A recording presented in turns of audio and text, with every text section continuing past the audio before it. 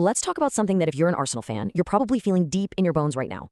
It's a story of hope, it's a story of fear, and it's about a really fascinating historical pattern that might just tell us what's coming next. We're diving into Arsenal's 2026 title dream. And really, it all boils down to this one question, doesn't it? Is this time different? Because if you followed this club, if you've been on this ride before, you know it's a complicated feeling. A powerful mix of emotions that come with getting this close to the top. First up, there's the hope. You just can't help it, right? You watch this young, talented, hungry squad, and you start to believe they can do absolutely anything. And then that hope, well, it starts to get a little more solid. It hardens into actual belief. You start telling yourself, no, wait, this group, this manager, this project feels special. This could be the one. But lurking right underneath all that good feeling is the fear. That little voice in the back of your head that whispers, hang on, haven't we seen this movie before? The nagging worry that history is just waiting around the corner to break your heart all over again. So to figure out if this time really is different, we have to look back. And when you do, a powerful, and I mean an incredibly consistent pattern just jumps right out. For Arsenal, it seems true. Lasting success always comes right after a season of really painful lessons. Just look at this timeline. It lays out the blueprint so clearly. In 1997, a heartbreaking near miss. The very next year, they're Premier League champions. Fast forward to 2003, another agonizing second-place finish. And what happens in 2004? They become the Invincibles. The club's greatest moments weren't just random. They were a direct response to falling just short.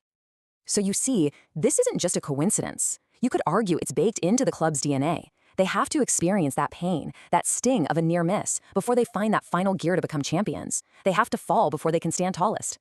So let's bring it to the present day. How does all this connect to right now? Well, this is where it gets really interesting, because Mikel Arteta's current project, it doesn't just feel similar to the past. It feels like a direct echo of this exact historical blueprint. I mean, the parallels are just striking. On the one hand, you have Wenger's champions, built on youthful hunger, a team that grew together through struggle and learned from almost winning.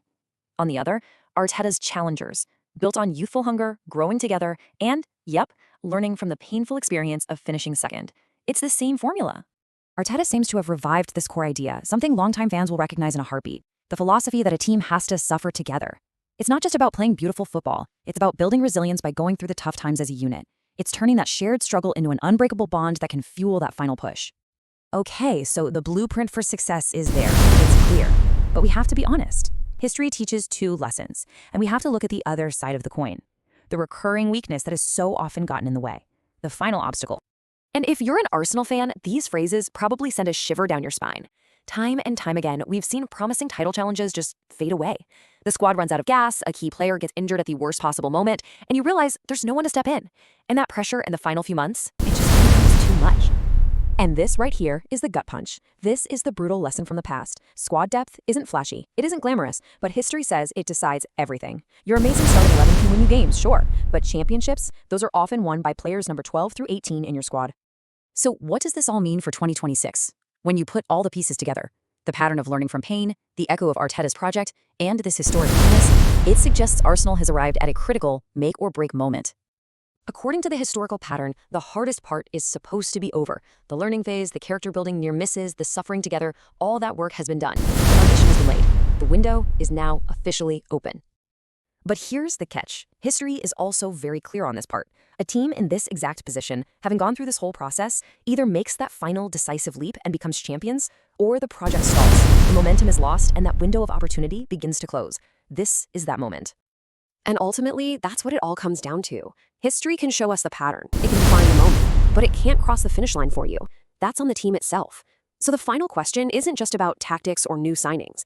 It's about whether this group has truly absorbed that final, toughest lesson from history to finally finish the